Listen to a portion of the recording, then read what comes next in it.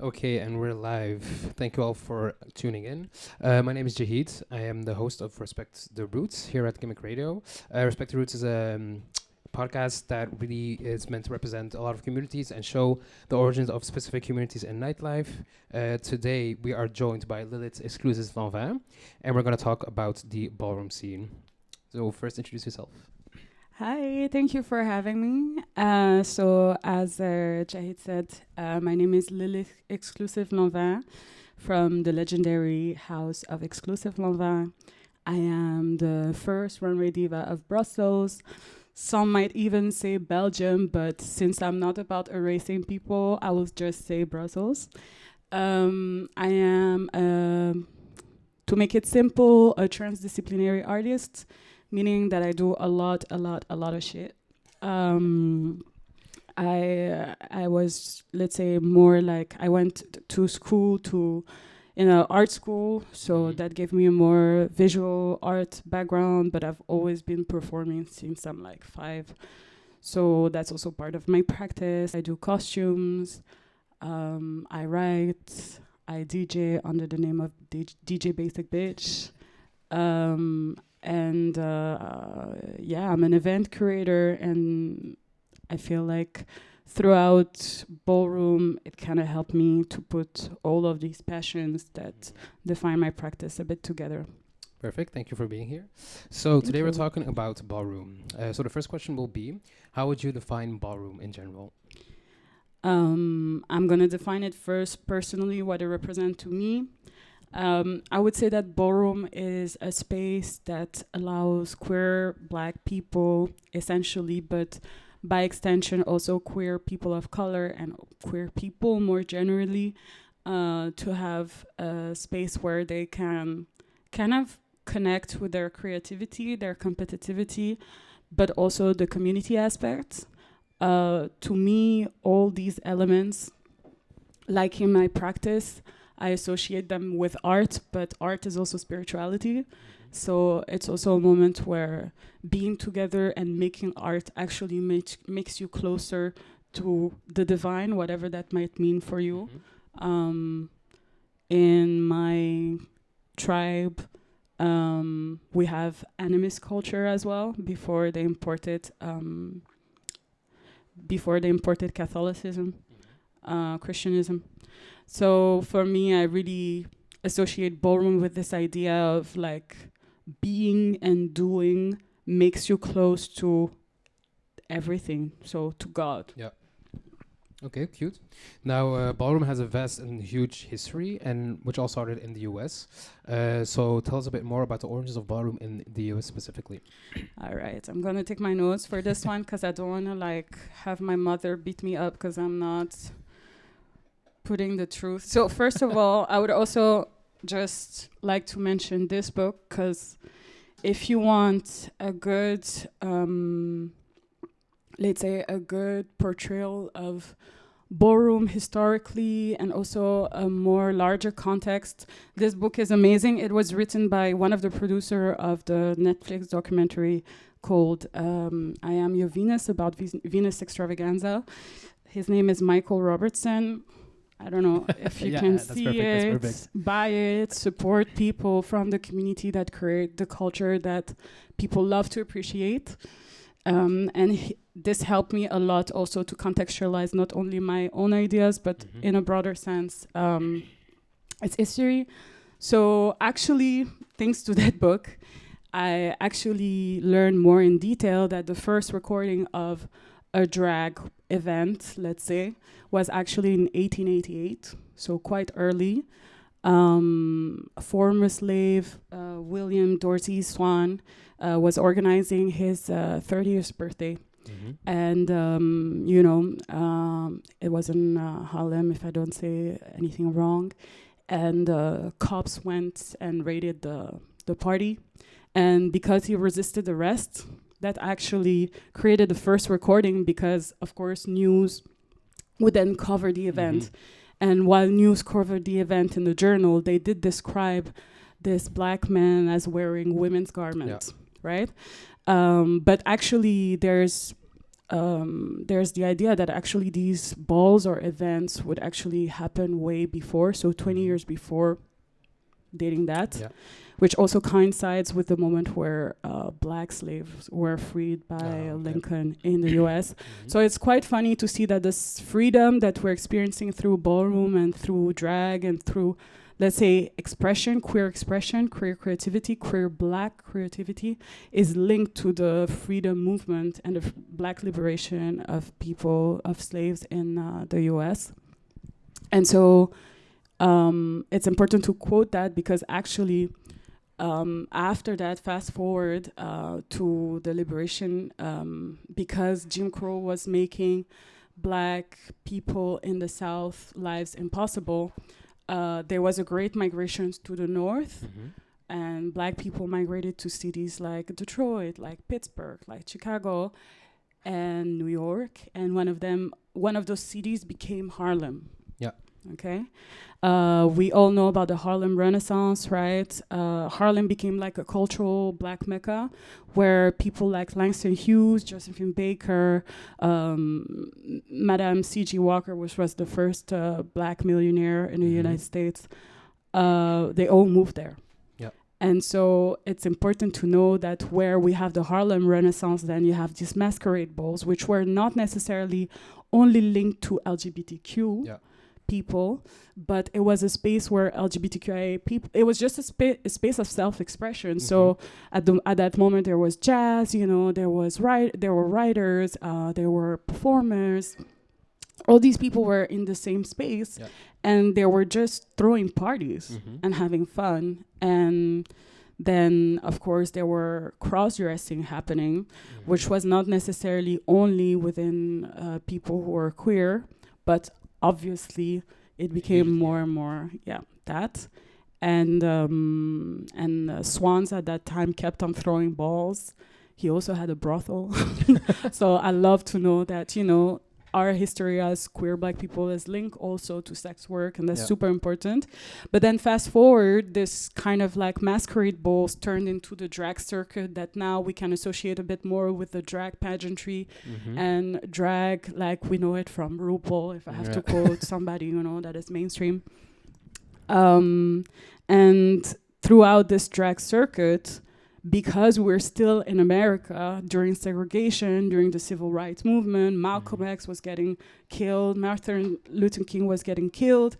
Even the drag circuit is affected by the colorism and the racism that exists in America broadly, you know. So we have our iconic mother of the scene, basically Crystal, that was competing for, I think the pageant was called Miss All-America Camp Pageant, something like this, which was a drag competition. And she basically was third runner-up. And you can see that actually in the documentary The Queen that came out in 1968, and I think the contest was 1967. And she basically storms out being so pressed because she realized this. And we see during the whole documentary actually that the runners-up was a bit messy. She was a bit going through it, and she's like, I don't fuck with that shit no more. I'm done. I have the right to show my color. And by that, she's also like, I need to create a space where I feel recognized, where my peers are evaluating me and I'm not like the, basically she's saying fuck to white supremacy. Yeah, exactly. You know? And she's like, at this point, like, we're gonna create our own system of value. We're not gonna depend on your system of value that puts us down anyway. And we're gonna create our own. So with Lottie, they created a House of LaBeija. And they threw their first event, and that night I think the House of Corey was also born. And that's what gave birth of the ballroom scene as we know it now. Yeah. Okay, beautiful. Now you've talked about the houses that you have within the ballroom scene. It's something that is more prevalent in the queer scene everywhere because a lot of drag people also have houses and have used that name to represent themselves. But can you explain to us what are houses and what are kiki houses, which are inherent to the ballroom community? So a house is basically an entity. If we have to do like comparisons, I use like the sports comparison that you have a team, right? And you represent this team whenever you walk a ball. Yep. Walking a ball is like representing yourself in different categories. So of course, some people walk a lot of categories, but there's some categories that you're not going to be able to walk. Like, for instance, I cannot walk the category of realness because I am not a trans person or a gay man. So to be able to represent the house in all the categories and at the end of the day snatch the most trophies, you create this group, this entity that will compete and that also embodies the values of the house, right? Per extension, these houses had to also, and because everything is connected in ballroom and in Black culture generally, that's also why in my practice now I don't differentiate between, oh, I do visual art, oh yes, I do, I don't know, I do sewing, you know. I love the French accent. Yeah, because that's, for me, like, it's also like art and in the Western world is dying, you know, to me. In my head, the way I see objects and the way I see art has evolved so much thanks to ballroom, but also thanks to my own developments. And I feel like there's as much art in nightlife or in sex work or in a lot of different domains of our life because art is creating. So in ballroom, you know, like we're not just doing something, we're participating to this movement of Black liberation and of Black emancipation. And so, yes, there's the competition, but then when you see that there's young kids that are getting thrown out of their houses because they're queer and because their parents cannot accept them, while you're faced with the obvious thing that is these kids need to be taken care of. Yep. So the house becomes also a community structure through which queer people find their support and their chosen family originally. Now today, the ballroom scene is so huge that I don't know, for instance, if we could use the term family necessarily in the same way. Because it's so broad that not everybody knows each other. But if I can talk for my house, for instance, whomever I managed to meet, whether from the US or from the Asian chapter, shout out to all my Lanvins, because I love you down. There's my daughter also here. All the people that I love, like that I met, have really amplified my love for ballroom, if anything. And amplified the love I have for myself and what I can bring to the scene. So, like, I do see them as family, but it's not this idealized, it's like family for real, like, meaning it takes work, it takes accountability sometimes, you know, like, I think that it's super easy to say, family, chosen family, but what does that actually mean? Because, like, if you're good Judy and your sis is not telling you when you fuck up, you know, and where you're out of line, then where is this family, you know? Like, we're just building structures that enable people to do whatever, which is not how I see family. But then, of course, there's as many vision of ballroom as there are ballroom people, I guess. So, yeah. And so, as you said, for a lot of people, these houses become a safe haven to find their chosen family. And if I did my research right, Kiki houses are more for the younger people to find a place. Could you tell more about that? Yeah, so basically, we have in ballroom, we have the major scene and the Kiki scene. The Kiki scene was developed in the 2000s by our icon Aisha Prodigy, which is a cis queer Black woman who was working for the gay, the Gay Men Health Crisis. So it's an organization that deals with those issues. And she realized that younger people from 16 to 24 were confronted with a lot of violence, homelessness, and were particularly stigmatized when it comes to HIV. and she wanted to create a scene where not only they could compete and also explore more and get into it, like kind of like prep school for ballroom, but where also they could really work in community building and in prevention, health prevention, and all that. So that's really a scene that was born out of the need, again, to support a certain need of the community when they realized also how it evolved and what ballroom could actually bring beyond the floor, beyond what happens at the ball. So it's kind of like giving a space outside of the ballroom scene to be connected and to have people around you that you feel comfortable with or that become your chosen family. I wouldn't say that, because like it's just like you could say, even though today is not exactly the same thing, like there's the major league and the minor league, right? I think it started like that. It started more as a space where they could really, have fun and just really experiment. But today, if you look at the Kiki scene, it's as competitive as the major scene. It's just like a different structure somehow, and now it kind of has evolved into two parallel scenes, which can be which can be super nice because, like, for instance, like, yes, I love my ballroom family, but sometimes I'm also curious, like, okay, how does it work in other structures, so you get to explore that also. But yeah, I wouldn't say now that is more chosen family necessarily, because like you have Kiki scenes all over continents. So how do you make family also with that? Yeah, and as you said, you have like the houses are worldwide. You have different divisions depending on the region. But let's talk about the scene in Belgium specifically. How did the scene start here in Belgium? As in, were there any important figures of events that really kickstarted the scene here, how we know it now? Okay, so before we knew it as a scene as we have it now, even though it's still fairly young, and when the scene started with we assumed that the first major ball might mark the start of the scene, right? Yeah.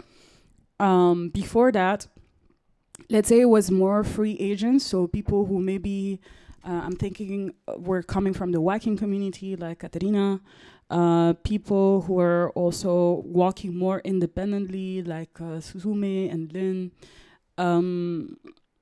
There were also Lara, I think, but I'm not totally sure when they came in.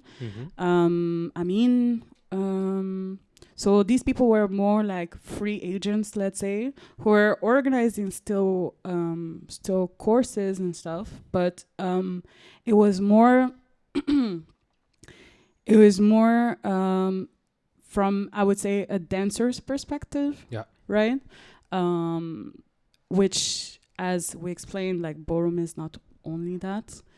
And then like fast forward to 2018, I think, Zelda Fitzgerald, Xclusive Lanvin, which is my ballroom mother and my mentor, and somebody that I really have a lot of respect for, was like, yeah, but like, where are the black people? Like, there's so many black people in Belgium, in Brussels specifically, like, why don't I see these people in those spaces?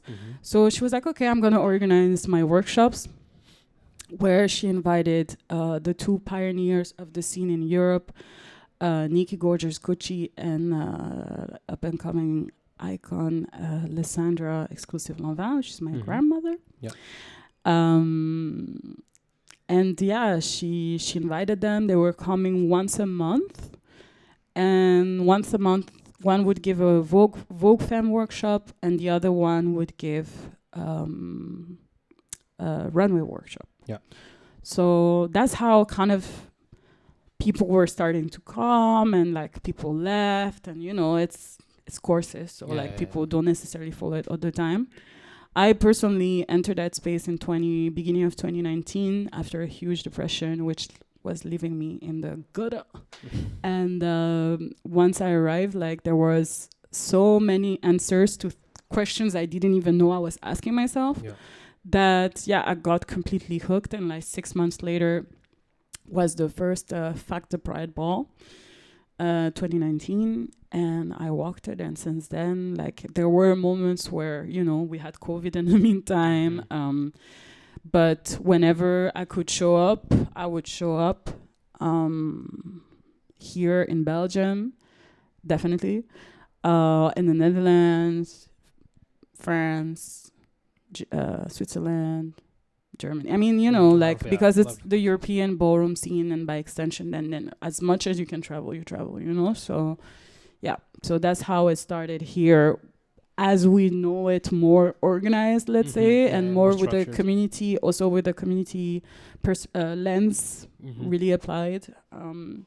That's it. And then after that, you know, like, other initiatives started, and that's what we have now, basically. Yep. Perfect. So now that we have defined what Ballroom is, we're going to go ahead and talk about the community within Ballroom. So the first question that I have is, what does Ballroom mean to the people within the community? Okay, so I, as I said, like, I only speak for myself. Yeah. I don't want to speak for anybody else, because as there are many people in the community, there's also different vision of the community. For me, as I saw the space as being a space of Black liberation, Black queer liberation, and a space also where, you know, I could finally be the person that I always wanted to be, but never really dared, because normative society always makes you feel like you have to shrink yourself, you know, like you don't have to 9 to 5, and, like, you know, no hair has to be out of the way, and, like, it's this framework, this framework also that we consider being normal, which actually, if you really think about it, the notion of normal is so linked to also racial stereotypes and eugenics, and, like, what is normal actually, like. But I felt really like, wow, okay, this is where I can really explore that. And I felt like, for once, contrary to the art schools, I was, you know, I was judged by my peers, and I felt like at least I was talking kind of the same language as these people. So for me, that was the community aspect of it. Yeah. It was working towards building, like, a support system that we could eventually rely on, even emotionally. Okay, you cannot make community with everyone, right? Because we're individuals, we don't think the same thing. But, like, eventually ideally, we could, you know, rely on each other. We could also create this creative network and, you know, like, really work towards that. So there's that. And then there's also just being together, having fun, you know, being the most fabulous versions of ourselves together. And, you know, like, doing still educative work, educating people about where we come from, you know, realize that indeed this is Black culture, but it's mostly Black American culture. So there's a lot of stuff that, you know, we're not connected to the same way as a Black American person would be, even though I could argue that to a certain extent, Black American culture is African culture, because even though we forbade them to speak their language, practice their spirituality, and just sing their songs and their music and their instruments or whatever, it is proven that our DNA carries also memories of that. And of course, beyond that, there's culture. So it is sub-Saharan culture that evolved into a more maybe Pan-Africanized and Americanized way. But we still have to be humble and really, like, I'm sure that there's, like, here in Belgium, there's more Kiki scene than, people are more focused on the Kiki scene than in the major scene. I'm sure that nobody knows who Aisha Prodigy is. A lot of people don't know the history of it. But for me, it's a gag, because, like, I get that we all want to have our lights, and I get that we all want to shine. I'm a performer, I'm an attention whore, so I have no problem, like, saying that, and by any means, but, like, to believe that you can just enter in space and just own that space and own whatever comes with it, but like, how do you contribute to it?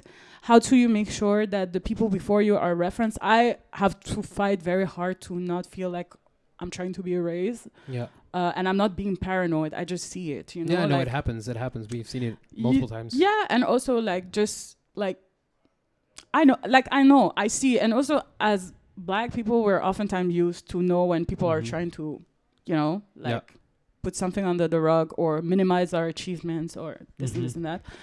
So for me, it would be a gag, even though I don't get along with everybody, to mention the ballroom scene and not mention the people that were there, just because I'm not delusional. Yeah. You know, I know that I didn't arrive in a vacuum, like ballroom wasn't born in a vacuum. No. And to not reference those people would be really disrespectful and really unfair, actually, because even if I don't fuck with you, like, I have to respect what you did bring to this community, you know? So, yeah.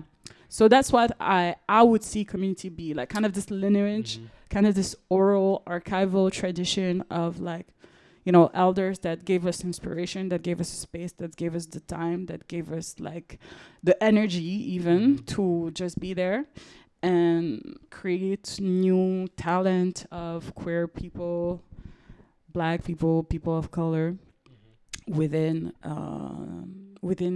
ballroom scene, but beyond, because ballroom people are actually in every area of entertainment, actually. So it goes way beyond that. Yeah. And I know we cannot speak for other people, but what do you think are the most important parts that ballroom gives to their community? And like, for example, people that enter the community that come from very small things, how did ballroom, like, to quote something that that was mentioned a lot when I did research to this, is ballroom saved my life. I think from my perspective, it gave me another lens through which look at myself. Because I feel like I spent decades actually of never feeling enough, never feeling like, or always feeling too much somehow. Always being a weirdo, actually. I was raised like in this village in France where I was the only black girl at school. That was hell.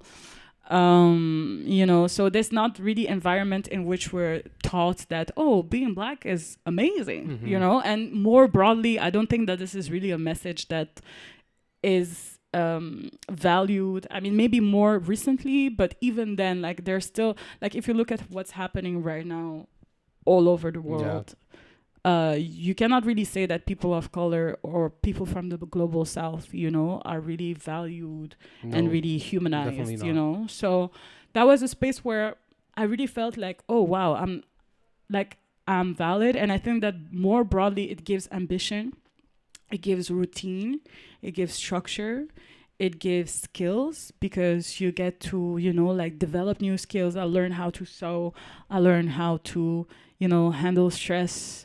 I learned how to collaborate. I learned how to feel more confident, you know. Like, there's so many things to get out of this. And also I learned how to organize and empathy. There's so much. Ballroom is a lifestyle. So every aspect of your life will be impacted by ballroom. There's no one way or the other. I hope that being within the scene with a form of genuine interests and not thinking only about what you can get out of it, but how you can contribute to it. That is, for me, the things that you can take out of ballroom, you know. That plus access, networks. I can go to any country that has a ballroom scene and find friends. You know, very nice. That's insane. Like, I went to Indonesia and like I felt like my vacation only started really when I started seeing the ballroom girls, you know. So like, and shout out to my sister Felicia and my brother Daniel. Love y'all. So yeah, it's you cannot calculate. It's like you say, what can you get out of society? You know, it's like so broad, and it's so like, it depends of your personality. Yeah, it depends on the person. Yeah, of how you invest yourself within it. So like, yeah, everything, actually. You can get everything out of ballroom. Now, we've talked about a lot of the good parts and the fun parts of ballroom, but of course the fantasy is not always the reality. So I want to dive deeper into your own experiences within the ballroom scene and maybe parts that are usually not seen. to the outside world? Because we see a lot of things in media, like documentaries, but also series like Pose, RuPaul's Drag Race, where Ballroom is mentioned. But how does the fantasy differ from the reality as somebody that's so prominent in the scene? So I will never spill all the tea of the scene because I also feel like there's always a bit of voyeurism in it. And I think that if you really want to know, about the in and outs of the community, then get involved in the community. But I would say for people, for instance, outside people who would put this kind of lens of, oh, it's a queer wonderland and all of that. Like, first of all, I would say, no, it's not. We're human. We're people. So like we have to face also the fact that we're people that don't think the same way necessarily and that have to somehow find way to function with each other. Ballroom, as we said, is a structure that now is like global and it's like so massive that, it's not that you're coming to Ballroom and it's fully acceptance. And also Ballroom was built on the binary. It was the capacity to, access elements of, like normative society that weren't really there for Black people. So like some things will feel harsh, like for instance, this is a category that I dread to judge because like as a cis person it's really hard for me to judge. But realness, for instance, is a category about how passable you are. As somebody, who doesn't necessarily want to give my opinion on that because also my notion of gender has evolved, it can be quite harsh, but at the same time we can also look with reality within the binary. How am I? And being quite real with yourself about like what it means. Or for instance, so it's a category like face, it's okay to not be face. I'm not face, for instance, like it's fine, but I feel like because Ballroom has to face with how you present who you are from the outside, we need to stop the delusion a little bit. Really like some people come into the scene and they're like, I'm gonna do this, I'm gonna do that. I was one of those people. I was like, I did 14 years of ballet, I'm gonna fuck this shit up, blah, blah. I arrived, I was like, bitch, okay. We're not gonna do Vogue Femme, actually. I'm gonna do no, I'm joking. That's not true. That was shade for Ramses because he's not here. I love you, Ramses. No.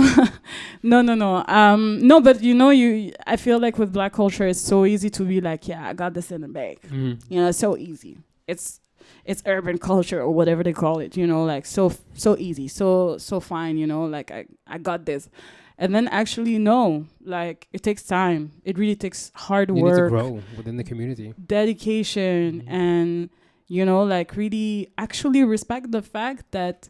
It's not because it's Black, and I'm gonna be actually very, very like blunt with this. And I know some people will feel like, but like it's not because it's Black people doing it that is easy. It's not because it's not in a museum that is not art, and it's not because there's not the little stamp of approval of like white normative society that is not actually like a form in itself that deserves budget. Because people love to, for instance, you want to do something? I'm like, what? Like, I want to organize something, Ballroom. I'm like, okay, so, you can do your thing. Okay, what's the budget?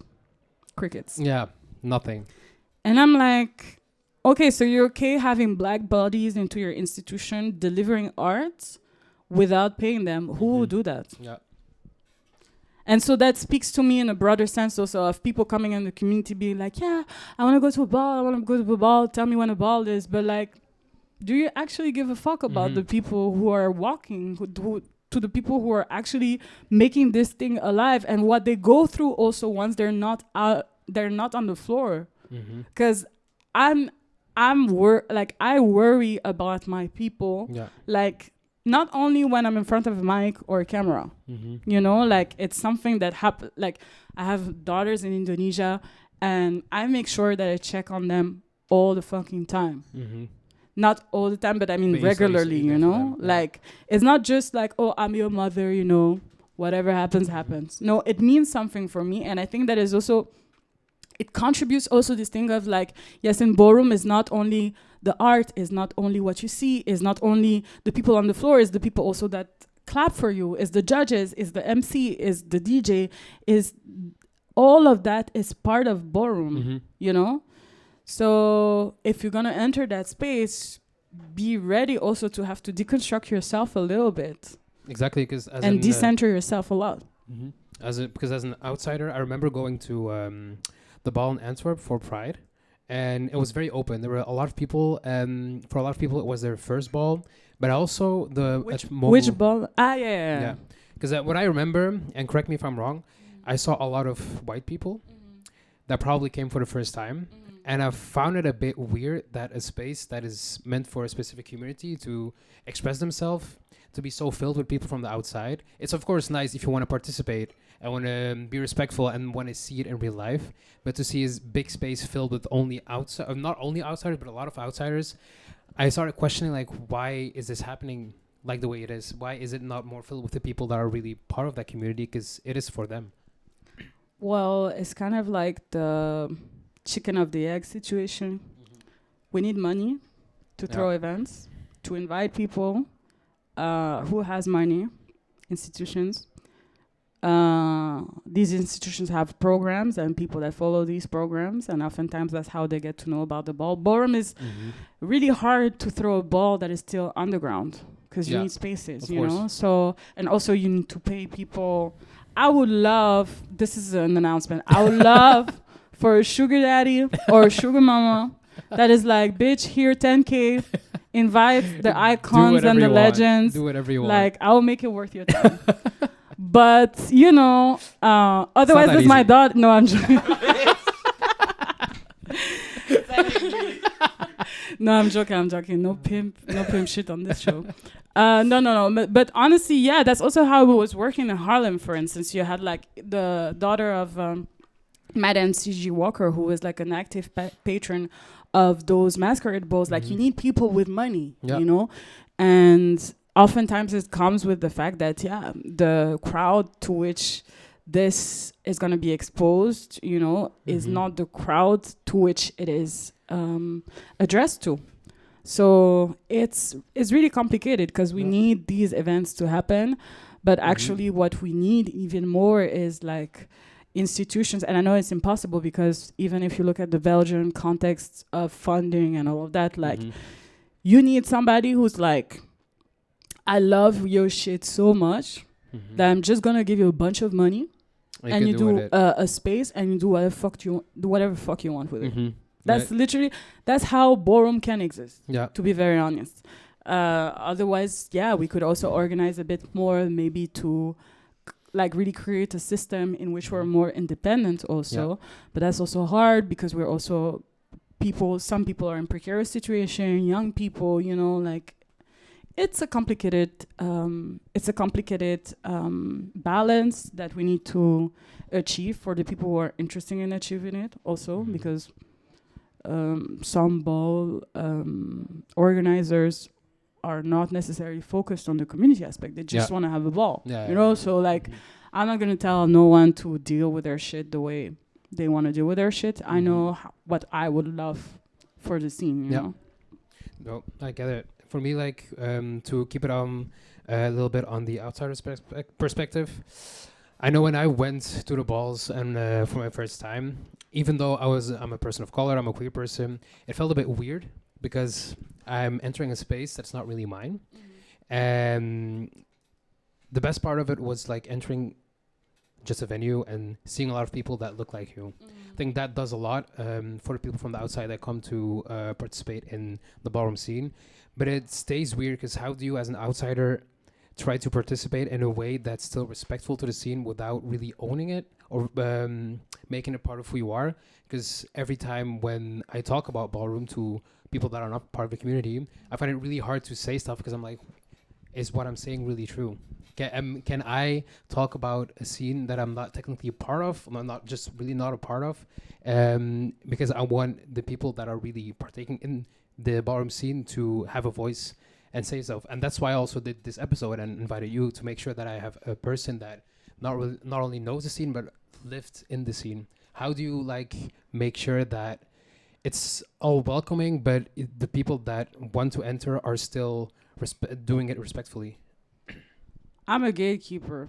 I don't think Ballroom should be welcoming to everyone. But not in the sense that I'm making it appear right now. I think that, okay, first of all, why do you want to talk about Ballroom? You know, you can also talk, for me, when I don't know something, I'm like, I don't know. Yeah. And it's fine like that. And then you can say, okay, from the outside, that's what I saw. Being very aware that what you see from the outside is oftentimes 10% of what's actually happening. You know, I think that Ballroom is Black culture. I said Black so many times, like maybe we're gonna get shadow banned or something. But like, as Ballroom is a Black space, we have also a culture from the global South, right? Yeah. And that's hospitality that's shared in North African countries, Asian countries, you know, like there's something very like strong about this culture. Nevertheless, when people welcome you into the space, that doesn't mean that you get to, I'm quoting Lysandra on this one, doesn't mean that you get to come to their house, take food in their fridge, rearrange the living room and call it a day. Yeah. So you can come and also figure out for yourself, what does it mean for you? Like, it doesn't mean that you cannot walk. Like, Ramses is an amazing example of, you know, like, he's not Black, you know, but like, you also can define for yourself, first of all, why am I here? Like, for the people who come to my workshop, I'm like, try to think for yourself why you're coming into the space, you know, what are you looking for into it? And not only what are you looking for, but how can you contribute to it? Yeah. Because it's a give and take. It cannot exist if people don't contribute to it, you know? Exactly. So that's kind of the thing. And then from that you build, you know? From that you build, like, why am I here? Like, do I have to question myself around my gender? Am I trying to define myself more? Am I trying to express myself creatively, which is a requirement, actually, because it's creative space. But what are the reasons? And then from then on, you build. Am I looking for family? Am I looking for kinship? Am I looking for knowledge? You know, like I have these girls. I have my Atlanta girls. Again, shout out to them. They're Malik, who used to be Balmain, that I love. Malik, I love you. I met him in Paris at the Mission Aga Ball, which was a fab ball, by the way. And he was traveling with his friend Jew. And Jew is not in Ballroom, but Jew will be accompanying the girls and making sure everything is run smooth and making sure they have a good time together. And they're just friends, but you know, there's so many ways to contribute to this. My sister, Jessie, Auntie Jessie, was a ball observer, spectator for a super long time, but nevertheless had a big impact even before she came into our house. So, like, try to take things with humility also. I think that in the era of social media, we're so keen on trying to define our presence in the space and what does it represent. Like, girl, live. Just experience, just open your eyes, open your ears, be receptive to what is happening, and then figure out what position do you like to have into this world, and then approach the people who have been doing it for a while. Because within this whole thing about institution booking people and stuff, like, girl, stop looking at followers. People can buy followers. Like, ask people how many balls they walk. Since, like, would you go to a doctor and look on their Instagram and be like, oh, this picture looks cute, let me have my nose down now? You know, like, it's stupid as hell. And it also shows that, you know, like, they don't really have respect for this culture. Because, like, actually, the same way you're asking a resume of a doctor, ask a fucking resume to those performances that you're booking. How many balls have you walked? Were you even in the finals? Did you make a moment? How many trophies? Show us the clips. You know, who are your parents even? No, that's true. Like, who are your Ballroom parents? How did they, you know, like, contribute to your education? Because, like, I know we're just like the diversity segment of even queer events to a certain level, you know, but it's a full ass society. Mm-hmm. It's a full ass structure. It has been a full ass system that used mutual aid to help people during the HIV crisis, during COVID. You know, there's people who are literally like shaking the tables of politics in the US. Mm-hmm. So to reduce it to a little like monkey do, monkey dance, which oftentimes it feels like, I'm like, you're out of your depth. Yeah. And for me, for Ballroom, I would say also be more demanding. Yeah. Like, love yourself enough to know your value, that you don't accept like whack ass, you know, like we all need money, okay? And I understand also, you know, like, but if Ballroom is a political space, if Ballroom is black liberation, if Ballroom is queer liberation, like we cannot sell ourselves out, however, just, or if we do, like, let's be honest about it. It's like for me, Beyonce, amazing artist, but you're no liberator whatsoever. And it's okay. Like, you don't have to liberate anybody. Nobody's asking you that, but I have a problem when people start to use, like, basically identity politics as a form of branding to help them go through their career and push themselves forward. Be humble. Yeah. Be fucking for real. Like, you just want to make money. It's fine. Do it. But then, no, I'm an active, like, girl.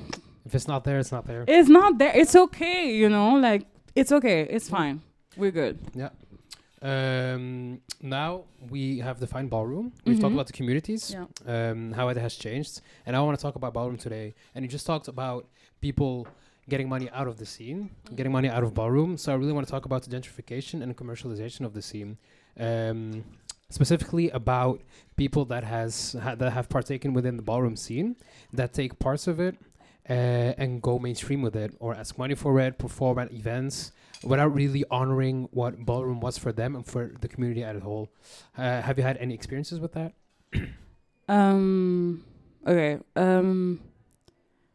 I want to be the more honest and the more truthful and also the more fair I can be.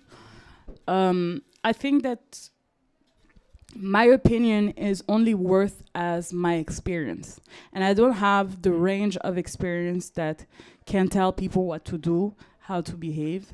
I understand that we're also trying to get our stories out there, you know, get our talent out there.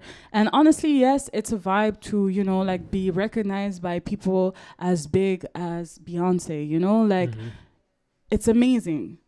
And so I will never be like, no, you shouldn't do this, you shouldn't do that. I think that we have to, as a community, kind of balance out how we can survive within capitalism without it being completely recuperated by neoliberalism, as everything is.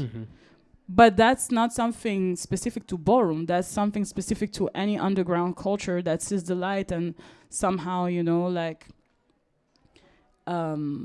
gains a bit more popularity. I do feel like it's good that our people are out there, you know, making moves, and they've always been there because there've always been like celebrity art hairstylists, you know, like makeup artists, dancers, it's not nothing new there. Models, you know, like nothing is new. But I do believe that right now, we like the same for hip hop or from jazz, we could be exposed to being excluded for our own culture, you know, and that's a bit sad given that it's a place that was born out of the resistance against, you know, like the white gaze, basically. So that's more the thing that for me it's important, and that's why, like, for me, the House of Xclusive Lanvin was amazing because it's a pro-black house, and it's a house that, you know, really wants to emphasize, you know, on that. But maybe I can read. So I have some quotes. The House of Saint Laurent this summer, they had a beautiful little mini edition with a lot of little cards like this. With quotes from Voix Allure, so maybe I could read that. Yeah, of course, go ahead. And those quotes are taken directly from his Facebook. The late icon Van Lor, by the way, who's like the father of the Volbeat as we know it, so quite major.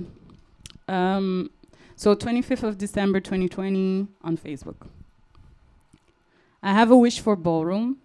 We've been through these before. The attention phase, music phase, language phase, fashion phase, and more. I hope those who are fortunate enough solidify themselves in the media and don't just get hooked on a VIP invite, an artist shouting you out, a selfie, a magazine having you in a pic, or guests lists. If you want this to be the life you live, then be about that life. Take it seriously and become legit.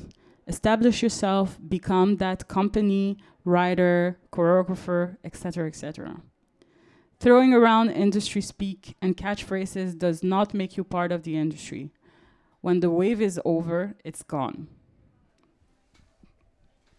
So yeah, I think that really encapsulates, you know, like it's not the first time that Ballroom is under the light, you know. No. And for me, it's like, I have this friend who was like, when we were in art school, she was like, Naomi, she was American, she was like, Naomi, do you want to be famous? And I was like, I don't really care about being famous, but I do want to be recognized by my peers. Yeah. And I didn't even know what Ballroom was at the time, you know? And I really wish that instead of looking for the outside recognition, we would really like focus like Crystal, you know, like on elevating ourselves, focusing on ourselves and like giving each other the love and the recognition that we want instead of expecting it from people who only see us as, you know, I don't know, like the cute part, the diversity part, you know, the token part. Maybe I'm too radical, I don't know. No, I get it. I actually completely agree because even though we're queer people, we're people of color, for me, when I started getting active in like a new queer scene, specifically in Ghent, it felt all very welcoming, but being in there longer and longer made me realize that even though I am queer, I'm also a person of color, and the spaces were not made for me. And it made it really hard for me to really accept myself in all the possible ways that I should have. And it's only when I got into circles that were more, where there are more people of color here in Brussels, meeting you, meeting all the other people that I've met in the last year, that made me realize that the way I viewed things was through the specific white queer lens that I'm surrounded by almost daily. And there's nothing wrong with that. It's no, just it's like not wrong, but it doesn't represent the universal. Yeah. And I don't think it really... I don't think I would be able to really define myself only in that culture, which I thought in the beginning, but as you grow older, you get to meet new communities and start realizing that the way you were is not necessarily the way you wanted yourself to be, or you want to be perceived. And or you hide a bit less also, you know? Like it feels it's very liberating. As you said, it's just a form of liberation that I'm very grateful for. Okay, we're almost nearing the end.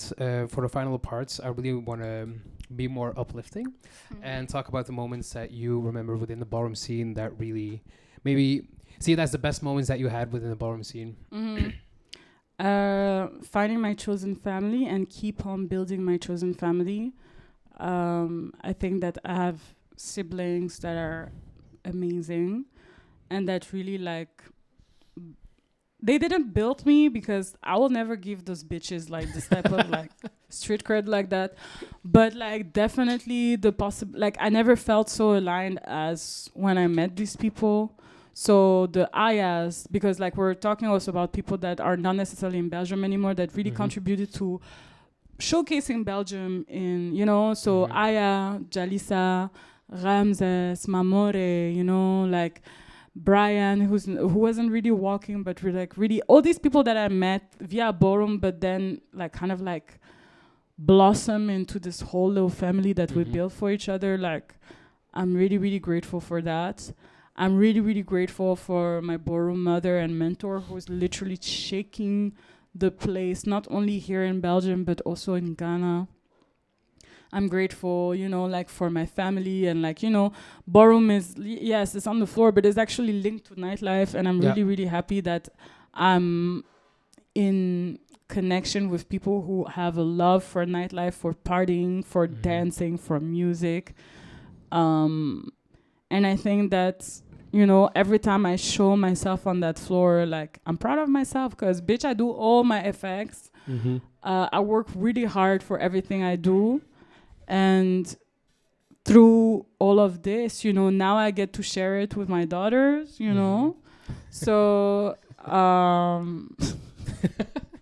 and serious.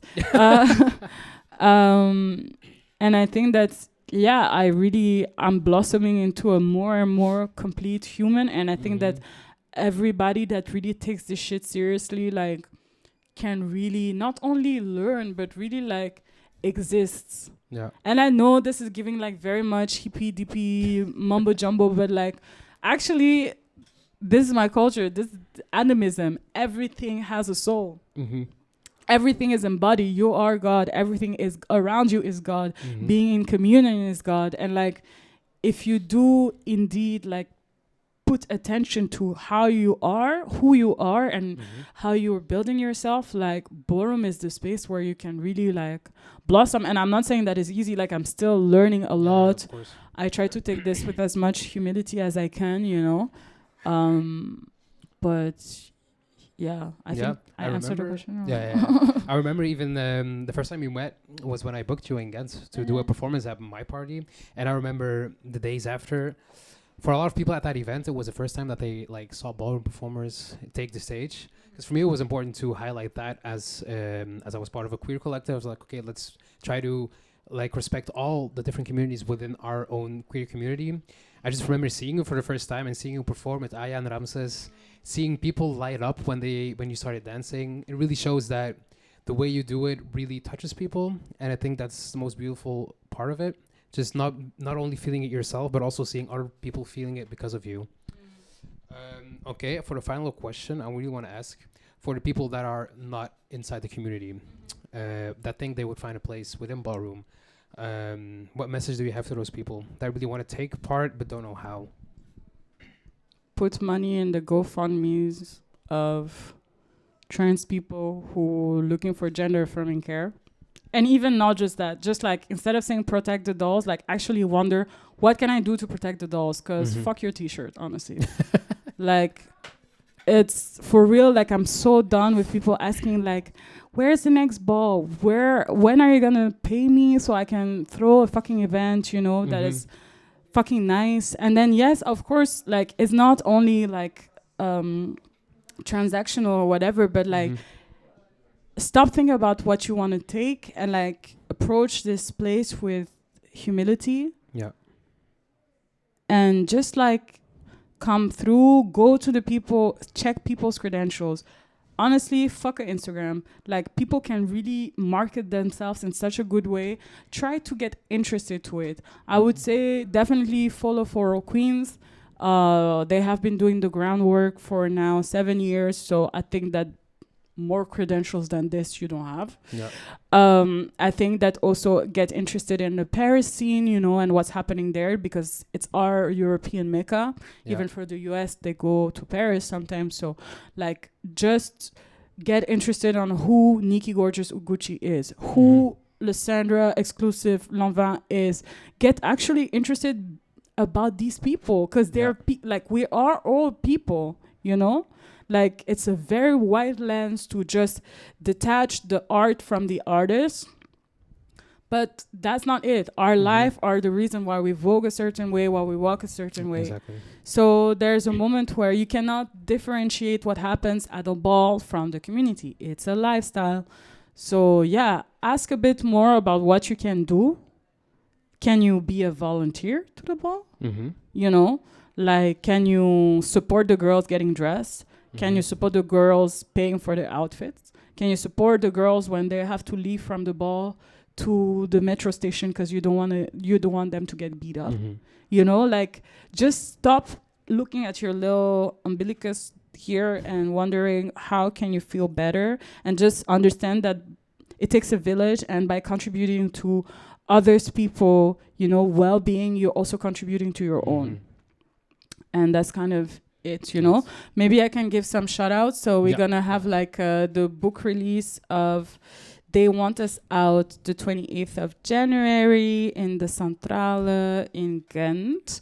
So that's going to be also a pretty cute moment. And Beyond Ballroom is also like one of us. So like, why not support not only when you have a cute time, you know, like, I mean, we're going to have a cute time regardless, but like, let's stop consuming stuff and start contributing to stuff. You know, otherwise follow For All Queens. In May we have the Afro Pride Ball, so it's now a legacy ball since 2019 minus COVID, but fuck that bitch. And you know, then I would advise to follow my concept, Doing the Most, which is a queer BIPOC platform that highlights artists of color, and we curate events, and we're gonna have like new workshop news and stuff like this. So that would be also a moment to maybe meet people from the scene that have contributed to the scene and make it the beautiful but layered and complicated space that it is. Yeah. So for me, that's it. Buy this book from Michael Robertson. Show it again. Ballroom, History and Movement, a Celebration. So yeah, just do that. Get interested in the people. Okay, perfect. Thank you so much for participating. Thank you for having me. And thank you everybody for listening, and see you again next month. Bye. Bye.